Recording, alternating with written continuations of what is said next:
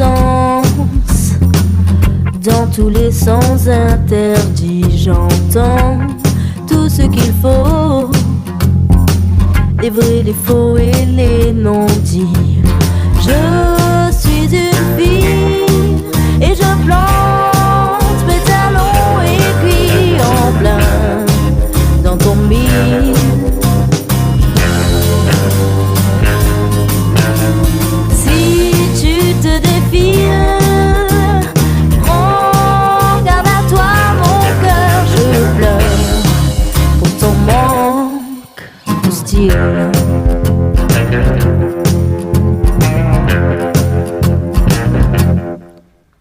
Tu vois les pas de course, à chaque écho tu bondis comme un genre bandit d'amour, d'amour rien qu'une romantique.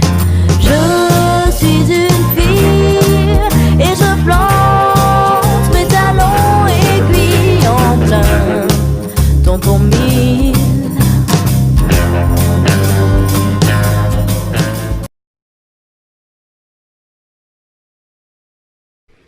Oh, hi Mark. So many people are not going to understand where that came from. What's up everybody? Welcome back to another episode of Monday Coffee with the Doll. I am your hostess with the absolute mostess, the HPIC here in charge, Miss Emily Doll. Welcome, welcome back, welcome back. If you're new here, make sure that you subscribe to my channel and ring that little notification bell, you know, ding-a-ling. There's lots to watch here. There's a lot of makeup, hair, but then there's also a lot of videos that talk about real life topics that you may or may not, you know, relate to. Most people relate to what I talk about. Depression, anxiety, the banes of my existence. Yeah. But this week I thought that we would talk about something that I think is extremely relatable for a lot of us. And one of my followers, one of my watchers, my doll fan members that watches my Monday Coffee with the Doll, she had left a comment on my last video, and she was kind of talking about her religious experiences in relation to what I was talking about in my video. And I thought to myself, you know, that's something that I've never really opened up about. That's not something that I really talked about that often. And I thought that talking about religion would be something that most of us could relate to, you know. I can only talk about the religion that I've been a part of my entire life. I can't really talk about anybody else's religion as I haven't studied it and or been a part of it. And I can't really talk about things that I have no experience and or knowledge in. And I think, you know, a lot of people should take that cue. If you don't know what you're talking about, you probably shouldn't be screaming so loudly like you do. So yeah, I think that we're going to talk about religion. I'll kind of share some background of the type of religion that I grew up in when I was a child, and kind of I think where I'm at now with religion and how I feel about the religion I was raised in, my thoughts about it. This is definitely not going to be a preaching video, so don't panic. I'm not going to be taking you to church. I'm just going to kind of be talking about like the pressures of what religion can bring into your life, how I feel about it, my personal thoughts, my personal connections, yeah, stuff like that. So grab a steaming hot cup of mug of positivity and let's just, I don't know, let's talk about Jesus. So I have a really pretty dress on and I'm gonna put this down. I don't want to spill coffee on my nice dress. If you like my dress, this is by Miss Candy Floss. Yeah, check it out. It has a belt somewhere, but I don't know where it is because it got lost during our house fire and I lost a lot of stuff. But I have the dress. They make really awesome retro reproduction designs, dresses, skirts, coats. They make really cool things. So Miss Candy Floss, look them up, check them out. They're awesome if you like pinup retro vintage. The sun keeps going in and out, so it's like depressing and then it's bright. And then it's depressed. Oh, that's me. That's like my depressive mood swings. That's not funny, son. So, religion. I think it's a really difficult topic to talk about, especially in today's world. And I would say that's because it's gotten so out of control in so many aspects. And I can only talk about the religion that I grew up in. And I was raised Christian. A lot of people ask, like, well, what type of Christian? And I'm like, I don't know. The ones where tongue-talking, spirit-filled, born-again Christians who, you know, watch TVN all day and tithe a bunch of their money and watch, you know, nothing but pastors have highlighted Bibles. You know, just your basic Christians, I guess. And I know growing up, I wouldn't say that it was ever like shoved down my throat. A lot of people who have grown up in Christian homes are kind of really bitter and just harbor a lot of anger and a lot of different negative emotions, because I think for the most part a lot of them were forced or it was used against them as children in really negative ways and it's kind of put a bitter taste in their mouth. I can't say that that was ever something that I had to go through. You know, growing up, Jesus was just a part of everything we did. You know, Christmas was Jesus's birthday. We didn't celebrate Halloween because it was evil, devil's holiday. My mom created Hallelujah night, so we didn't feel like we were missing out and we would stay home. We went to church for a while when I was young. Like, I was probably like from 8 to 10, if not even, probably not even that long. We went to a church for a while and we were all really involved in it.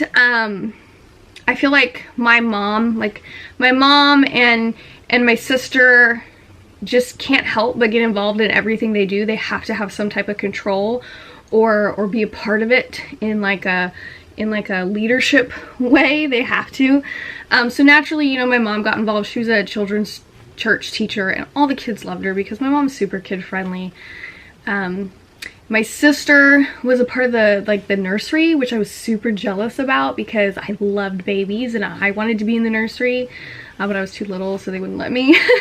No, they forced me to be part of the worship group in children's church, which was a nightmare for me because I already had anxiety that I didn't know anything about. I was super nervous. I hated people looking at me. I hated people staring at me. And here I am put on church, like this big church stage. And I'm supposed to, they wanted to give me a microphone and I was like, no. We're not doing this. So I basically just stood up there and like sang along and clapped. Like it really wasn't anything. But that didn't last really that long. There was an issue that happened and I didn't know for a really long time what. I just know something happened with my mom and somebody in the church that caused like a scene, and then my grandma was too embarrassed to go back to the church, and that's when we kind of all left, and the only person that stayed was my Uncle Dave, who was a big part of the main worship group, and he stayed in that church for a really long time. But there was a lot of drama at that church between like the entire worship group and the pastor and his wife, and I was so little I didn't realize, like I was a kid, I didn't pay attention. But having conversations with my grandma after I got much older, and she kind of shared with me some of the issues, it basically was just drama. It was just a bunch of people competing to be, I don't know, the most popular at church. You know, it's just stupid stuff. Things that you wouldn't think would even be an issue, and they shouldn't be an issue between grown people, but ultimately it seems to always find its way in no matter where. It's not church, it's just people. And we didn't go to church for a really long time after that. I went back to the church, that specific church, for a little while. I was telling my fiance about this the other day, that the last time that I had gone to that church, I was like, I think 14 or 15, maybe. And they had an event where there was like this big they were like bringing in these Christian skateboarders. And my Uncle Dave was like, let's go to this. They had moon bounces and all this stuff. It was this big shindig. So I went with him and my cousins. And then they decided that they were going to start doing a youth group thing with the skateboarders. And my Uncle Dave was like, you should go. You should try that out. You know, I was homeschooled. I had no friends. He was trying to get me like some social interaction. So I went a few times. And then that ended really badly because he approached me. There was a lot of kids. I mainly hung out with this one little boy who was awkward like me. He was funny, and we just kind of hung out and joked and, you know, didn't really do anything. Played on the trampoline. We hung out. There wasn't really much to do. Everybody was just kind of doing their own thing. And then there was like this small moment where people would preach to us, and then we'd go on our way. Like, we were kids. We were there to eat the free pizza and play on the skateboard ramps. Like, we didn't really care. But my Uncle Dave came up to me, and he had told me that people, like adults in his church, were telling him that they were hearing that I was going behind the buildings with boys and doing questionable things. And at that point in time, I had never dated anybody. Like, a little boy at the youth group asked me out on a date, and I told him I wasn't allowed to date because we're not allowed to date until we're 16. That's the rules in my house. And I followed the rules. Like, that was it. That was the end of the discussion. I was like, sorry, I can't date you. My mom and dad said I'm not allowed to date till I'm 16, and I'm not 16. That was it. And then there was a group of girls that was kind of hateful. I stayed away from them because they were hateful, and I didn't want any part of that. They made me really uncomfortable. They scared me, to be honest. They were older than me, and they were just jerks. And I think they were probably the ones that started the rumor. But somebody was telling people that I was doing that at that young of an age at a church. And even worse is that, like, the adults were carrying the rumors. And I felt bad because thinking back now, it's like, my poor Uncle Dave, this was his church, and he had to deal with the possible embarrassment of that being brought to him.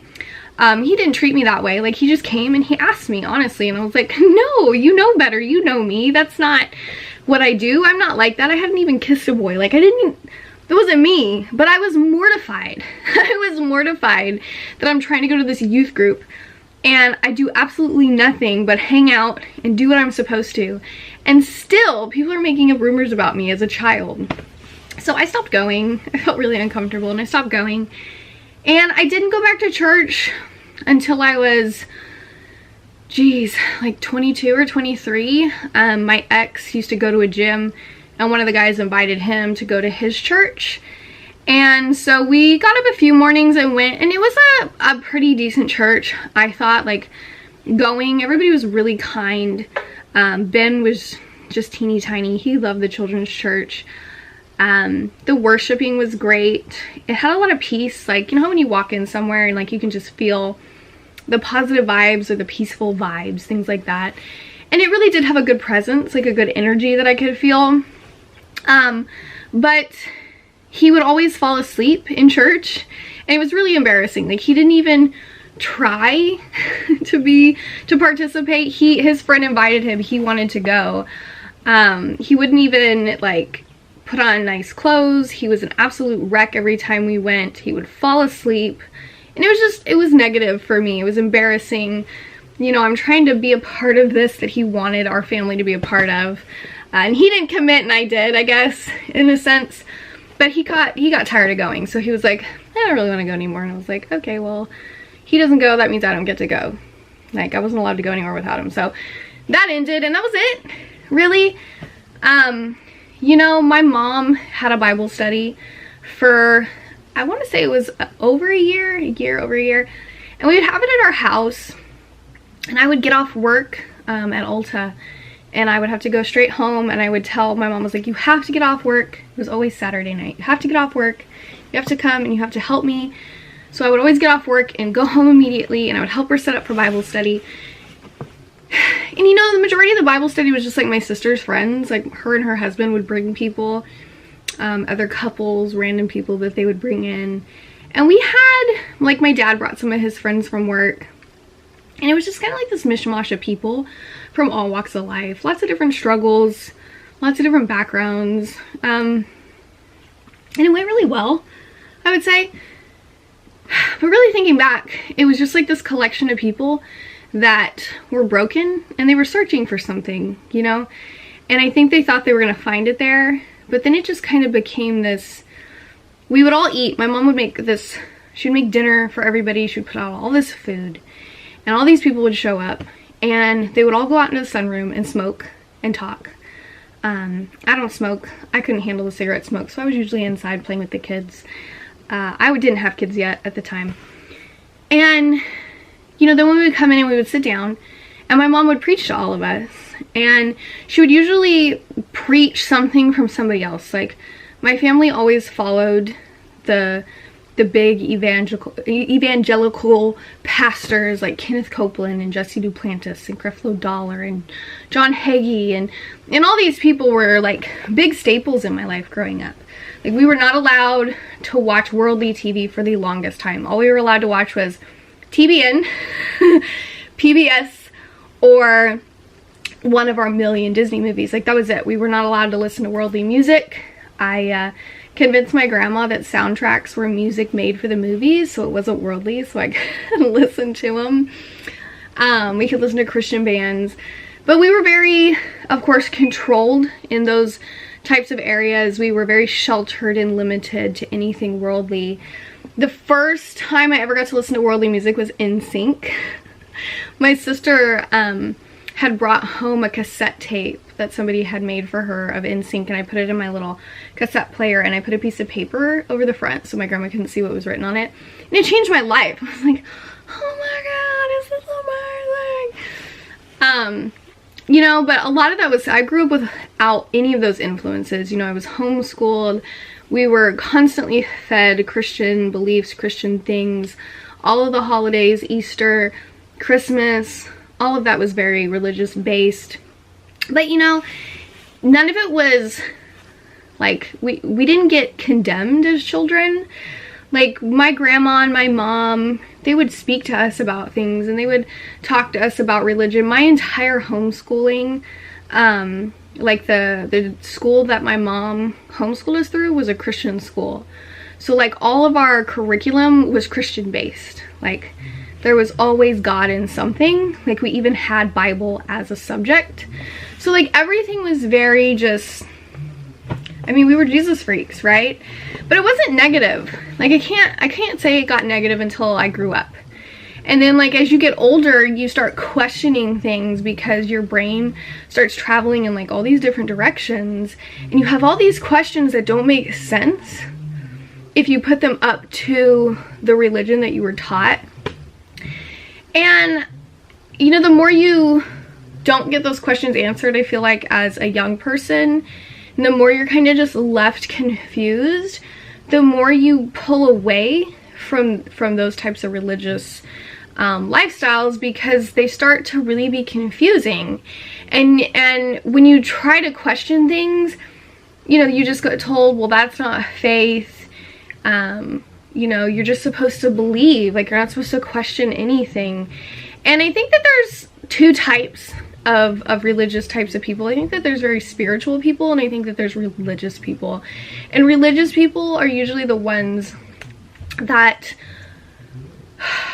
they're difficult. They're difficult because they almost use their religion as a pedestal to stand up on, so they can point and judge at everybody else and tell them what they're doing wrong with their lives.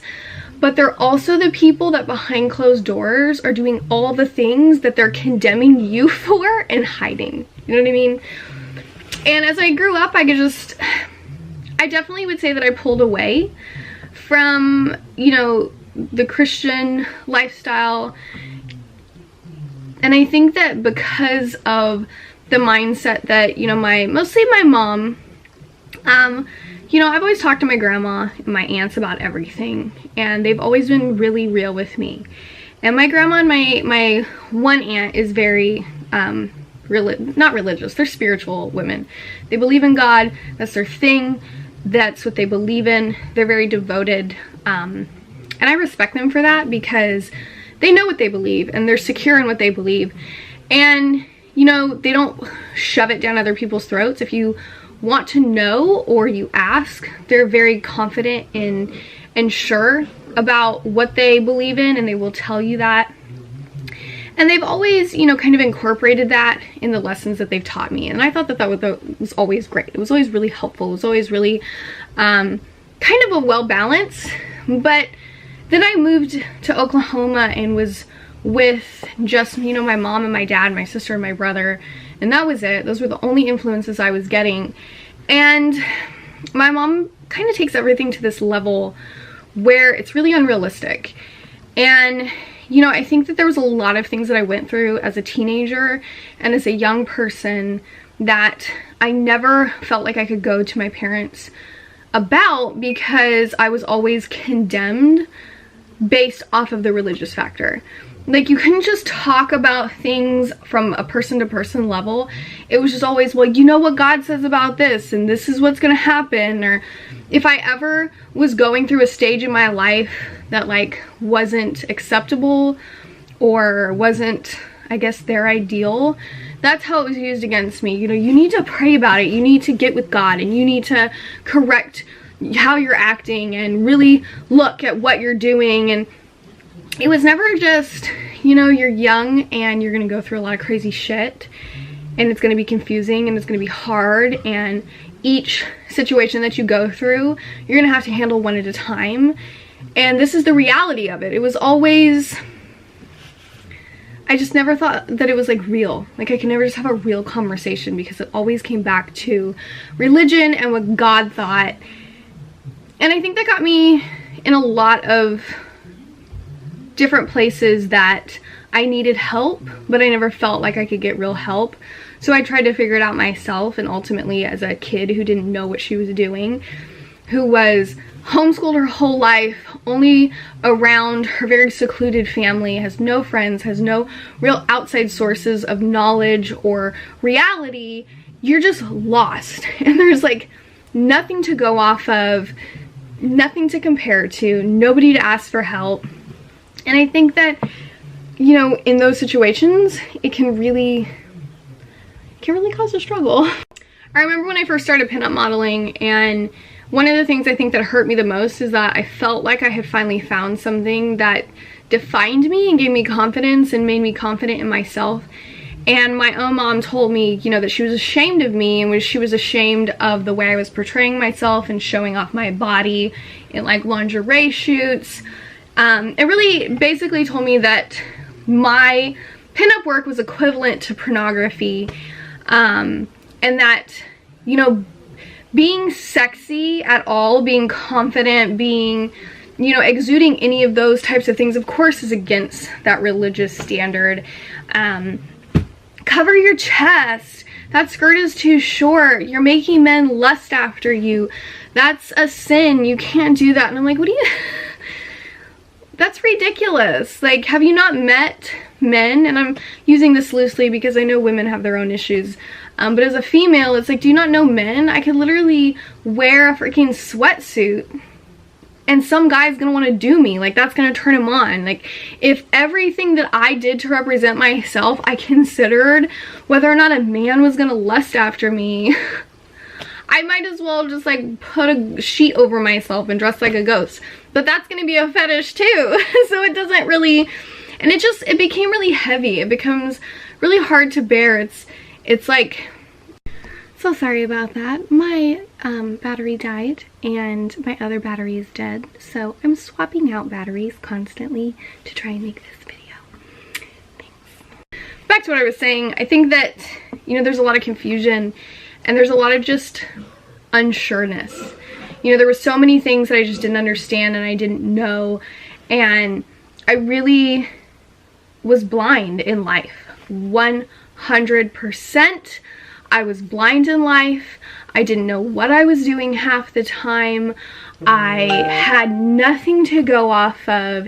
Anytime I tried to have an honest conversation about life or what I was going through, it just always came back to God, God, God, God, God. Now I understand that in religion, you know, the Christian religion, God is supposed to be your focal point. God is supposed to be your main thing, and God above everything else. Like, I get it.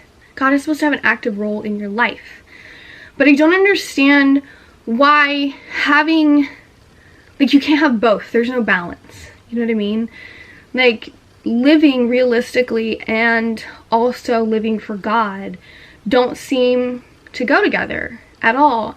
And the older I got, the more I started questioning things, to the point where it just starts feeling impossible to live up to the standard that I feel like a lot of young people grow up with the pressure of in that type of family.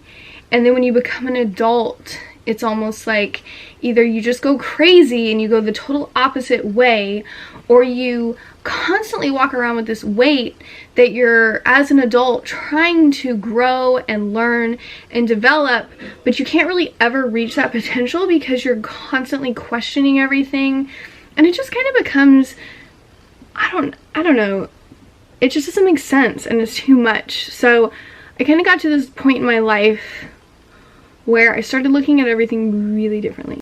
So when I met my fiance, he's a really interesting, complex person who is very knowledgeable. He was a youth pastor for years, like, and it cracks me up. And he's, you know, he's read and researched the entire Bible. He's read every Bible of every religion. He's, you know, really looked into what God is and what God is to different cultures, and kind of looked for where he fits in. And he kind of leans more in the Buddhist realm. And of course, when my mom found out about that, she lost her mind, and she was like, you can't be unequally yoked. You have to, he needs to be born again and spirit filled. You can't marry somebody who's, and you know, it's like, he knows God though. He knows God. He knows he has a spirituality. He believes in a higher power. He just doesn't believe in it the exact same way that you believe in it. And it started really making me think about, you know, the differences in who God is to different people in different cultures and what he represents. And it made me start questioning, like, if you really think about in today's world, everything is every story that's told, everything that we learn about is somebody's perspective, right? So isn't the Bible just someone's perspective? And how many things were missed because other people weren't asked? Like, you're literally going off of one book of a very specific, certain people's perspective of things, and it just doesn't make sense to me. We don't know everything. Like, it is not that cut and dry. And then I started looking at the Bible. I was like, this is more like a how-to book. This is more like a suggestion book. It's like trying to help you, like, look at things a certain way to possibly save you from certain things. But I never really saw it as this tool or this, you have to live by what this Bible says. And it's like, what do you mean what this Bible says? It says so much about stuff, and it's not even 100% clear. And none of it really resonated with me the way that it seemed to resonate with my family. And it made me start questioning a lot of things, which of course didn't make my mom happy. And I was in dangers of hellfires and things like that. So I started kind of searching what religion meant to me and what God meant to me. And it was probably one of the smartest choices in my life, because I feel like when you grow up in a religious family, whatever religion it is, you know, if you're Catholic, if you're Baptist, if you're Christian, whatever it is, I feel like when you grow up in such religious controlled homes, that you're brought up with this one specific idea of it, and then as an adult, you have to find your own connection with it, because you don't have a connection with it from a child. You have what other people told you and what other people shared with you, but you don't really have a connection with it. And I think that if you don't take the time to find your own connection to it and find where it fits in your life and how it fits into your life, that you just have all this random stuff that you're trying to live up to and that you're trying to work into your life and you're trying to make fit. And it just didn't work for me. And I'm not saying it's like that for everybody. I'm talking about my personal experience and kind of how I see it and how I broke it down. But when I moved to Texas, I started really looking into a lot of things, because I feel like I missed out on so much. Like, I feel like I missed out on tons of different, you know, things going through the schooling program that I went through, being homeschooled, being so sheltered. There's so much that I didn't know and that I didn't even really think about until I broke myself away from that mindset. And I think that people who are so religion driven and that it really is the only thing they have going for them, and that they're so closed off to anything else, that it's not, you're not living fully. And I'm not trying to be disrespectful to people who, like, God is your entire focus at all. I believe in God. I do. I'm a spiritual person, and I believe in God, and I believe in a higher power. I just don't believe in the God that I was brought up to believe. You know what I mean? Getting out into the world and meeting people and experiencing different people and different lives and different heritages and cultures, there's so much more. And if you don't take that into account, I feel like you're not seeing the bigger picture. And wouldn't a higher power want you to see the full beauty of the bigger picture of what that spirituality is? I mean, most religions are love and forgiveness and acceptance and just all these beautiful things. But I really started getting weighed down with all the negative things that religion started becoming for me. And when my family kind of cast me out, and I started seeing their behavior from an outside perspective, it really blew my mind, in a sense that people can act the way that they do while they're claiming to be walking, you know, a spiritual walk with God so closely and praying every day. And how can some of the people that are the closest to God have some of the ugliest hearts? You know? If you're that close to the most beautiful, amazing, loving thing that was, how can you be so ugly and full of hate? And how can something that claims to be just nothing but love and acceptance and this and that condemn certain people? You know what I mean? Like, for instance, I really struggle with the homosexual thing. I was raised that homosexuality is a sin, and that if you're homosexual, you're gonna go to hell. And I never questioned it. I just kind of walked in this, well, this is what they say and this is what God says, so this is what we have to do, right?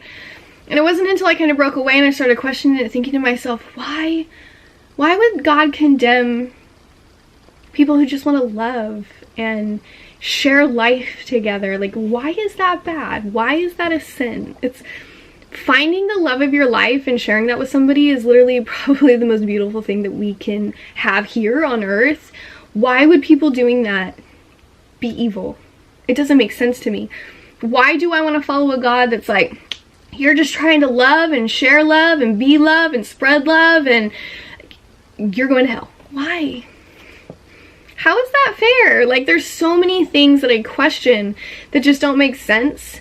And I've had it explained to me by different, you know, people who, pastors and different religious people that I know.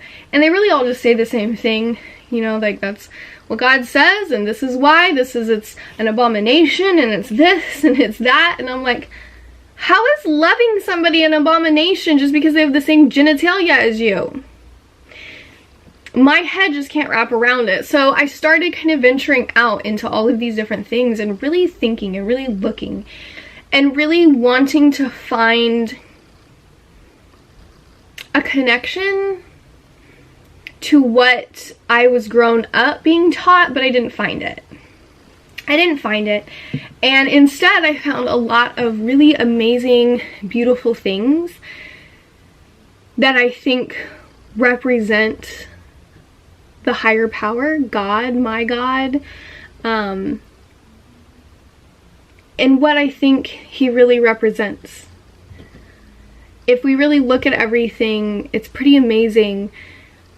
There is something in it. There is so much beauty and there's so much out there that we don't even know and that we can't even comprehend. And to limit ourselves to what one perspective is from, you know, these 7 guys, or I just think it's naive, and I think that we're missing out on the bigger picture of what a spiritual connection can be because we try to limit ourselves to whatever church or religion we were raised in. And I don't want to limit myself to that. Do you know what I mean? And I have a lot of questions that go unanswered, and there's a lot of things that I don't understand still. But I'm seeing that there's so much more beauty to what we've been given than I was taught and that I was led to believe. And there's things that we're told are bad that when I look at now, it's just silly to me. Like, silly that that's even a focus or a concern. Like, for instance, here's something that kind of an epiphany that I had growing up in my household. You know, rocks, like energy rocks, crystals, things like that. It was evil. Anything witchcraft related, Harry Potter, crystals, things like that. Witchcraft was evil, of course. And then I was thinking to myself, how can rocks be evil? How can something God gave us be evil? And it's like, we're not worshiping the rocks. I'm not like, I don't think that the rocks are a god, and I don't think that they're, you know, I'm not going to bow down to them and praise them, but I think that it's something that it was put on the earth by who created the earth for us to use to our benefit. So how is that evil? You know what I mean? So God, per se, gives us these crystals, gives us these minerals, these rocks. They're charged by the other things he's created, the earth, the sun, the moon. How does that not make sense? All the things that are natural that we've been given all working together to create something that puts off a magnetic energy that helps us. Sounds like natural medicine to me. So, you know, to think that something like that's evil is just silly to me. And I think that a lot of religious groups grab onto all of these silly things that they want to scream loud and proud about. And I really think a lot of it is just naive ignorance of not wanting to open your mind up to the possibilities that this isn't bad. Like, somebody turned it bad because it fit their agenda. And I think in religion, I'm not talking about spirituality or having personal connections to God, Jesus, whoever it is that you praise, because I think everybody has a right to connect with God, their God, however they choose, however they feel. I 100% support that. But I think that we really are, when you do have a God that you praise, and you're the type of person that isn't religious but spiritual, when you meet those people, you can really tell, I think that, you know, it's all similar. It's all love-based and being kind and accepting and taking care of each other, and just, it's all based on all these beautiful things. And I really think that is the real God.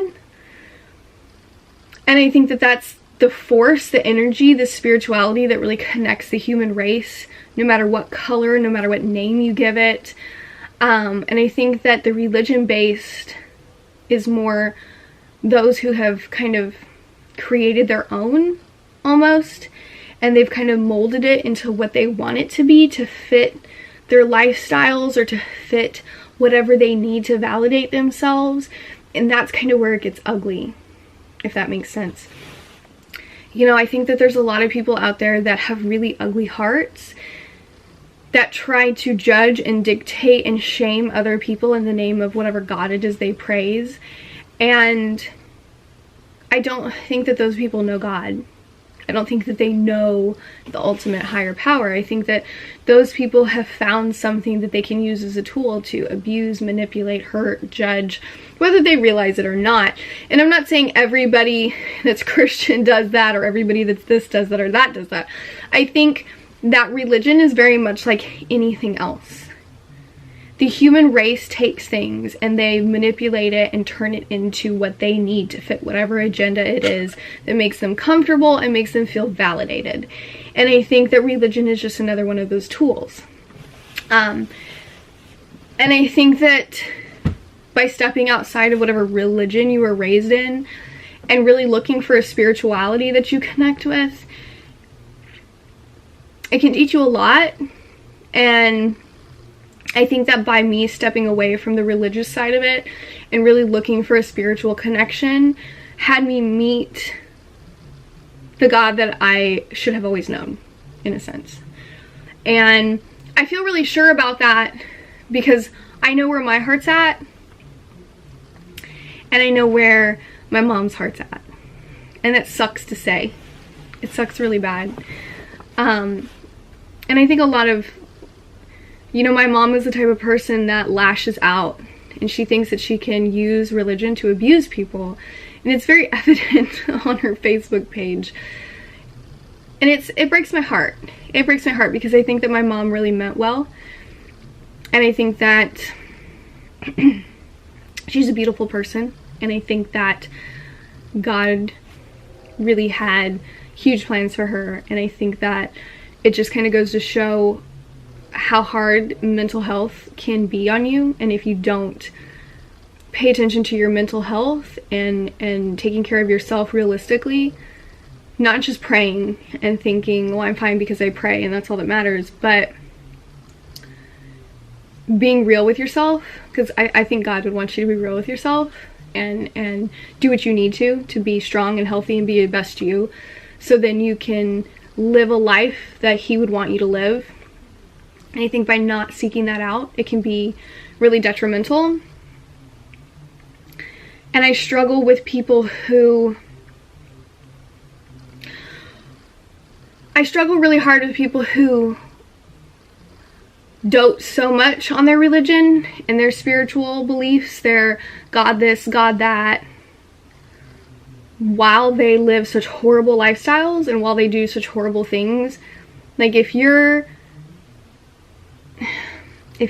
not a good person, if you're judgmental, if you're doing things to hurt other people, if you're trying to mess with other people's lives, if you have an ugly heart, and then you go to church every Sunday and pretend like you're not, like, if you condemn people who live a certain lifestyle, but then that's the lifestyle you live, you just hide it, I don't understand how people don't see the problem with that.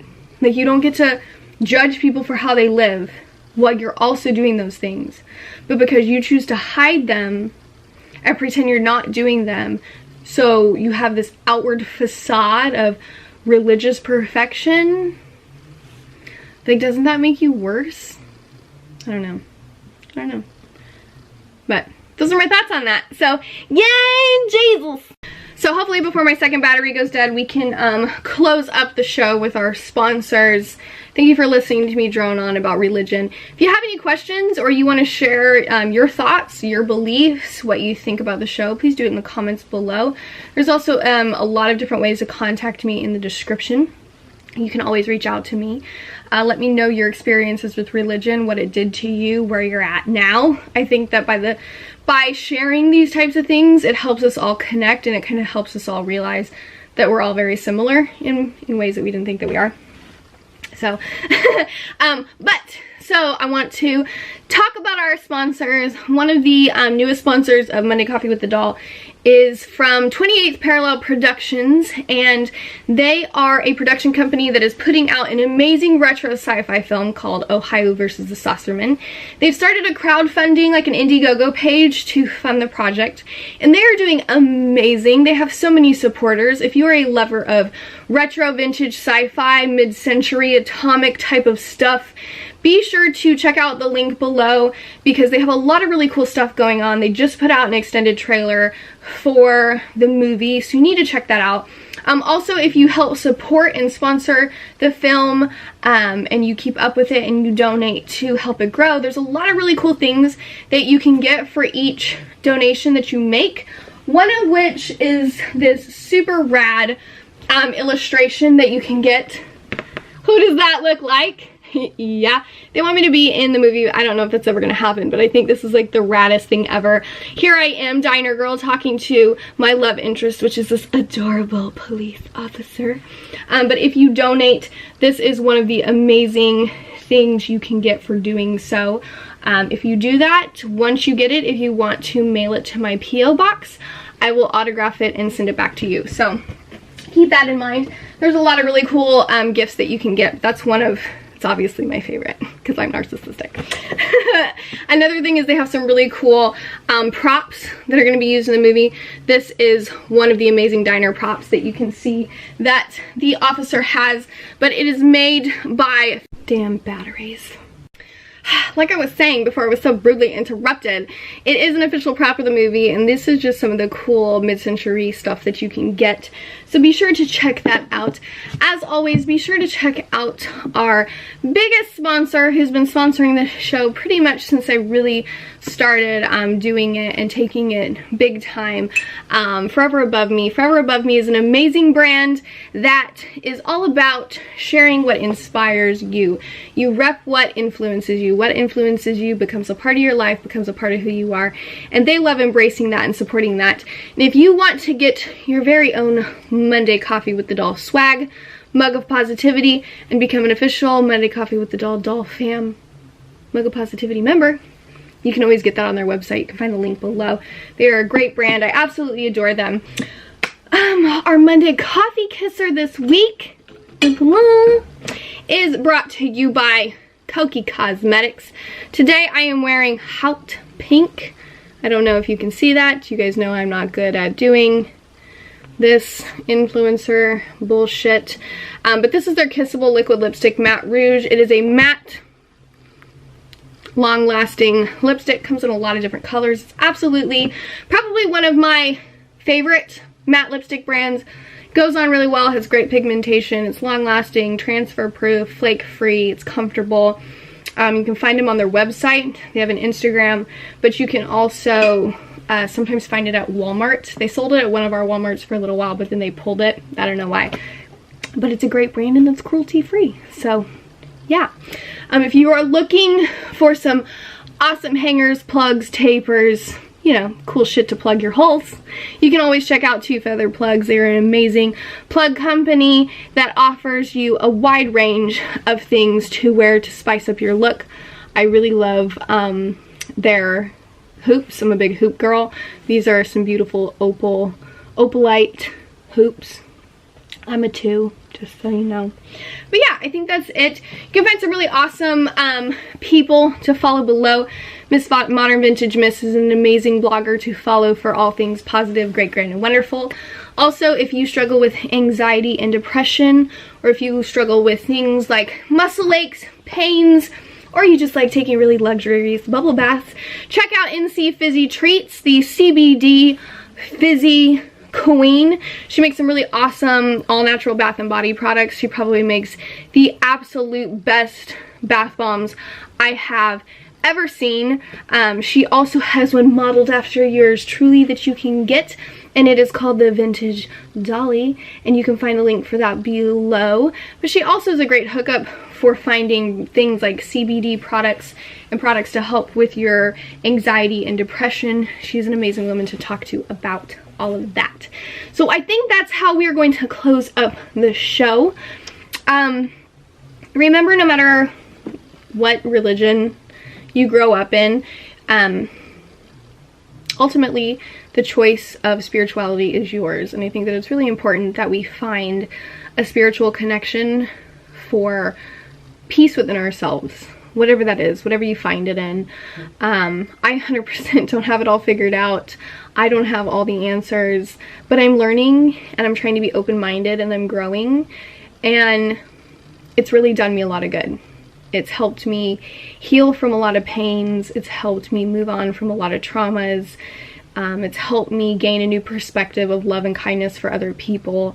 And I mean, I think bettering yourself is always the best choice. And if spirituality and connecting with something like that services you in a positive way, why would you not seek it out? You know what I mean? So, as always, thank you for watching. Be sure to share this video if it inspired you. If you have something you would like to discuss with me, always feel free to reach out. I'm always here. You can always sit at my table. But until next time, remember that these are the days that fill your week. Make them as amazing as you are. Bye!